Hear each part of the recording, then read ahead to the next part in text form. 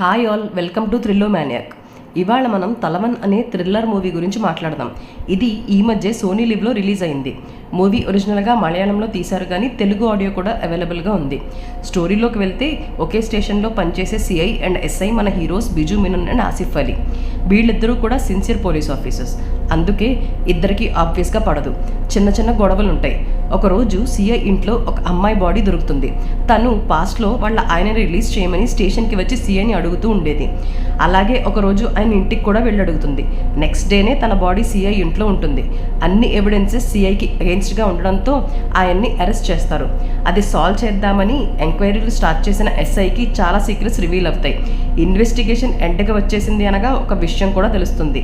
అదేంటి, ఎస్ఐ ఈ కేసుని సాల్వ్ చేశాడా లేదా, వాళ్ళిద్దరి శత్రుత్వం వల్ల ఇన్వెస్టిగేషన్ ఎఫెక్ట్ అయిందా, విలన్ ఎవరు అనేది మూవీలోనే చూడాలి. నాకైతే మూవీ నచ్చింది. స్క్రీన్ ప్లే చాలా ఇంట్రెస్టింగ్గా ఉంది. టెక్నికల్ వాల్యూస్ చాలా బాగున్నాయి, ఎస్పెషల్లీ సినిమాటోగ్రఫీ. మూవీ అంతా ఒక టోన్లో ఉంటుంది. అది స్టోరీకి కరెక్ట్గా సెట్ అయింది. పోలీసుల మధ్య గొడవలు, స్టేషన్ పరిస్థితులు, పోలీసులకి వాళ్ళు సాల్వ్ చేసే కేసెస్ వల్ల ఎలా ఎనిమీస్ పుట్టుకొస్తారు అనేది బాగా చూపించారు. హీరోస్ కూడా యాక్టింగ్ బాగానే చేశారు.